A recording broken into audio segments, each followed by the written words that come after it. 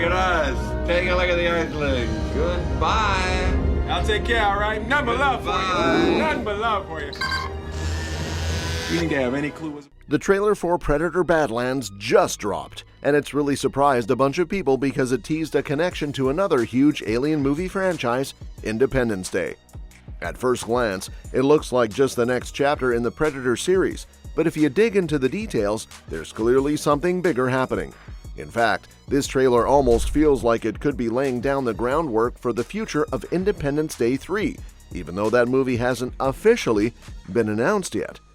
Predator Badlands is the 2025 live-action film coming from director Dan Trachtenberg.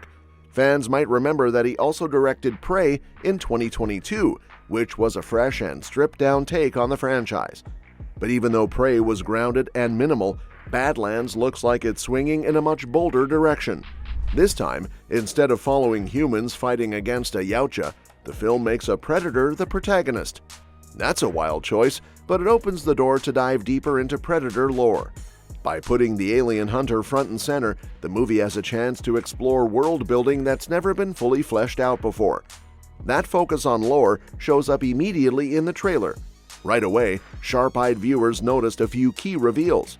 The first was Elle Fanning's character, who turns out to be a Weyland-Yutani android. That ties Badlands to the Alien universe, which has already crossed paths with Predator in the past. On top of that, there are Weyland-Yutani logos scattered throughout the footage, almost as if the film wants fans to know this connection isn't just a small Easter egg, it's deliberate. But that's not the only surprise. The trailer also reveals a direct reference to Independence Day. Yes, the 1996 sci-fi classic with Will Smith and Jeff Goldblum now has a link to Predator. The big clue comes during one of the opening shots inside a Yautja trophy room. Longtime fans of the series will know these trophy rooms always hold secrets. Back in Predator 2, a xenomorph skull was shown, hinting at the Alien-Predator connection years before Alien vs. Predator became a thing.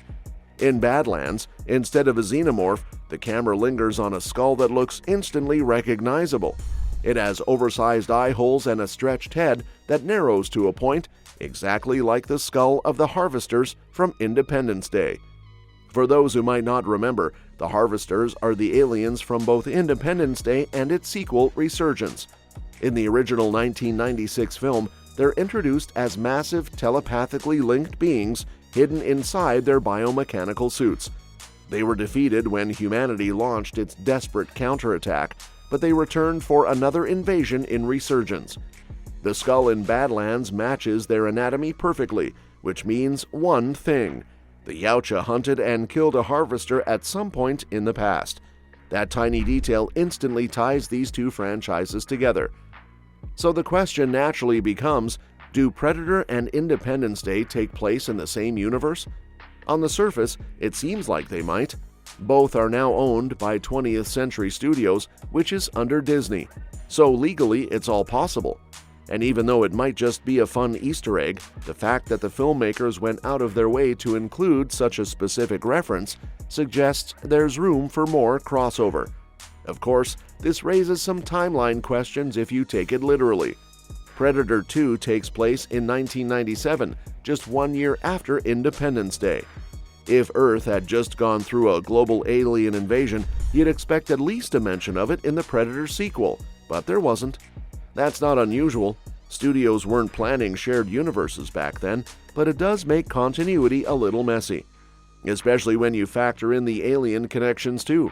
Trying to map out how Predator, Independence Day, and Alien all exist together gets complicated fast. But honestly, that's part of the fun. Fans love piecing together how these worlds overlap, and Badlands is clearly leaning into that tradition. The Predator franchise has always had a thing for referencing other movie aliens. The xenomorph skull in Predator 2 is the most famous example, and that led to an entire crossover franchise. Now with Badlands, it's keeping that tradition alive by teasing a new species the Yautja have battled. It's not just a cool Easter egg, it's also a way of reminding fans that the Yautja are apex hunters who face down some of the deadliest creatures in cinema. So even if we don't get a full-fledged Predator Independence Day crossover right away, the Harvester's skull works as a fun detail for fans to latch onto. But it could also be a test. Studios often use Easter eggs like this to see how audiences react. If people get excited about the idea, it might push Disney to explore it further. And honestly, the thought of Yautja warriors going up against Harvester invaders sounds like an incredible story. The Harvesters are all about universal domination, while the Yautja are obsessed with proving themselves against the strongest prey. Pitting them against each other would create an epic showdown. Another layer to this is what's going on with Independence Day itself. Director Roland Emmerich, who helmed the original 1996 film, has been asked multiple times about Independence Day 3. He's admitted the franchise's future is complicated. Part of the issue is that Resurgence didn't hit the way the first film did. It made far less at the box office and wasn't well received critically. The original was a massive blockbuster that cemented Will Smith as a movie star and gave audiences one of the most iconic shots in film history, the destruction of the White House. By contrast, the sequel felt hollow to a lot of viewers. Even though Resurgence underperformed, Emmerich hasn't given up. In fact, in interviews, he said he still hopes to make Independence Day 3, possibly for Disney+. He knows that streaming platforms are hungry for content, and reviving a recognizable brand like Independence Day could be a smart move there. While he admits Will Smith's character was killed off and the right situation is tricky, he hasn't completely shut the door. He clearly still has enthusiasm for continuing the story. This is where Predator Badlands becomes really interesting. By putting a Harvester skull front and center, the movie keeps Independence Day alive in fans' minds. It almost feels like a way of keeping the possibility of a third film on the table without having to announce anything yet. And if Badlands ends up being a hit, that success could create momentum for more crossovers or spin-offs. Although some might see Resurgence as proof that Independence Day 3 shouldn't happen, I think it's the opposite. The second film may not have landed, but the core idea of humans, or maybe even other species, fighting back against overwhelming alien invaders still has lots of potential. Streaming could give the franchise a fresh start without the pressure of box office numbers. And if Disney decides to explore it, linking it to Predator only makes the universe richer. What's exciting is that Badlands doesn't just stop at Easter eggs. It's also expanding the Predator story in a new way by making a Yautja the lead. That flips the usual perspective, letting audiences see their culture, their hunts, and their challenges from the inside. Combine that with connections to both Alien and Independence Day, and you've got a film that feels like it's setting the stage for a much bigger sci-fi universe. Even though nothing is confirmed yet, the signs are pointing in a positive direction. Disney owns the rights to all these franchises, and they've shown in the past that they love experimenting with crossovers and expanded universes.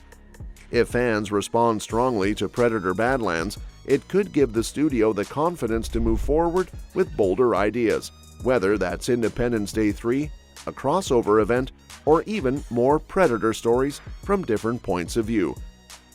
So, while we can't say for certain what the future holds, it's hard not to get excited. Predator Badlands is shaping up to be more than just another installment in the series. It's a movie that connects dots, honors tradition, and plants seeds for the future. And with all of these hints, the possibility of seeing a proper Independence Day 3 someday feels more real than it has in years. And that's that for today's video, folks. Thank you so much for watching our video today, and we will see you in the next one.